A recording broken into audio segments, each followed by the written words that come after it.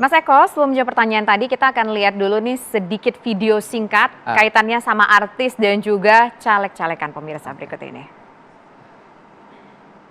Ini pemirsa, ada beberapa artis yang ikut mencalonkan diri menjadi caleg. Tadi kita lihat ada Harvey Maliholo, Desi Ratnasari, kemudian sudah ada Melly Goeslaw, kemudian juga ada Pasha Ungu ya, dulu yang kita kenal dengan vokalis sebuah band, kemudian juga ada yang menjadi sebuah kontroversi tadi, yaitu ada Mas Komeng dengan fotonya yang cukup nyeleneh tapi justru suaranya luar biasa. Kemudian juga ada Desi Ratnasari.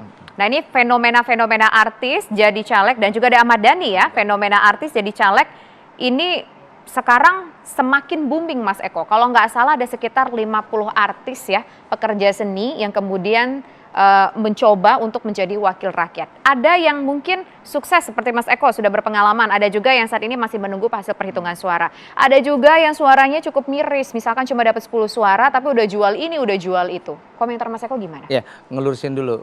Kalau sekarang 50 termasuk dikit dibandingin 2019. 2019 tuh kurang lebih ada 89 lebih banyak artis yang tapi akhirnya yang masuk hanya 13 orang gitu ya. Artinya ya udah masyarakat juga udah pinter, sudah tahu. Jadi yang tadi saya bilang bahwa teman-teman di pekerja seni, aktivis, pengacara dan sebagainya, kalau memang dia punya empati terhadap masyarakat, pasti masyarakat juga akan memilihnya. Itu satu.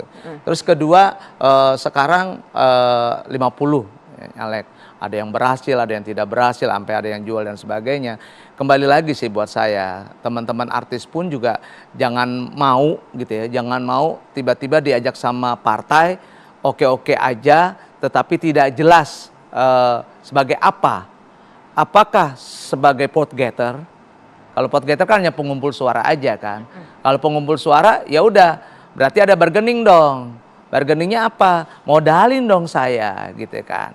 Tapi kalau dia mau jadi sebagai caleg yang memang pengen ke dunia parlemen, ya berarti harus berjibaku gitu. Jadi harus tahu gitu loh. Jadi mereka jangan sampai udah daftar ya kan, daftar pemilih tetap gitu ya, DPT gitu. Kalau daftar pemilih sementara dia bisa cabut. Kalau udah DPT kan artinya nggak bisa gitu, walaupun dia nggak mau namanya tetap ada sebagainya gitu. Nah dari situlah saya lihat, saya juga mengajak teman-teman partai gitu loh. Kalau misalnya sekiranya memang ini tidak punya kemampuan finansial, ya harusnya disupport.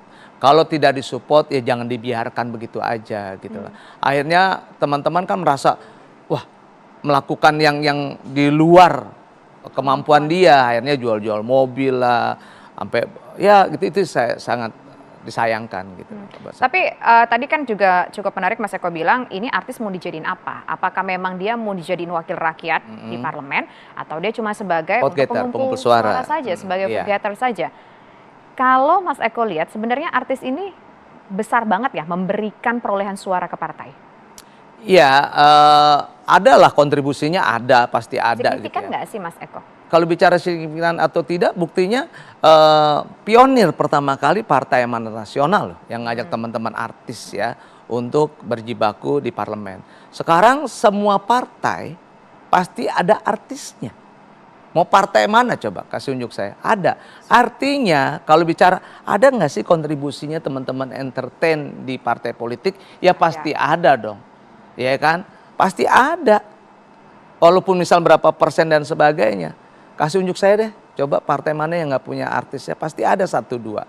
Alhamdulillah PAN lebih banyak, karena memang sudah brandingnya sudah terlihat gitu loh, bahwa PAN satu memberikan kesempatan seluas-luasnya untuk para pekerja seni dan yang lainnya untuk jadi anggota dewan dan tidak membeda-bedakan, ya kan. Yang kedua adalah diberikan kesempatan untuk menjadi anggota dewan bukan sebagai pengumpul suara saja, tapi menjadi anggota dewan yang sesungguhnya. Jadi fair buat saya gitu. Yang ketiga, kita juga nggak mau kalau dia misalnya tidak punya kemampuan ya, kemampuan macam-macam lah, elektabilitas, kapabilitas segalanya, ya kita nggak paksakan juga untuk dia terjun dan sebagainya. Akhirnya yang terjadi adalah apa? Teman-teman sendiri akhirnya merasa dirugikan gitu loh. Yang tidak ada dia ada-ada. Tadi Mas Eko bicara soal kemampuan juga. Ketika masuk ke parlemen, Ini kan ada asumsi opini orang di luar ya, bukan kata saya Mas Eko. Cuma memang kadang-kadang tuh ada orang yang bilang gini, kalau dia cakep, dia terkenal, pasti diraguin nih kemampuan intelektualitasnya. Itu mengalami itu nggak sih Mas Eko? Mungkin cerita dari Mas Eko mungkin nggak lah, karena sudah berapa kali. Tapi mungkin dari teman-teman yang lain ketika masuk ke dalam parlemen, gimana Mas Eko? Cakep maksudnya gitu, nggak ada isi kepalanya. Ada nggak ngerasa kayak gitu, khususnya artis? Jadi gini. Cerita kayak gitu pernah nggak didapetin dari sesama? Oh kalau cerita ya mungkin ada-ada aja ya. Tetapi selama saya 3 periode dan ketemu dengan teman-teman yang cantik-cantik itu antara wajah dengan isi kepalanya sama-sama hebat. Gitu loh. Contoh lah Desi Ratnasari, ya kan? Itu udah nggak bisa. S3 gimana? Kalau dia nggak ada isi kepalanya, S1 juga udah pusing pala dia gitu ya kan. Ya terusnya kemari-mari ada Rahel Mariam, ada Rieke Diah Pitaloka, ya kan kelihatan gitu semuanya.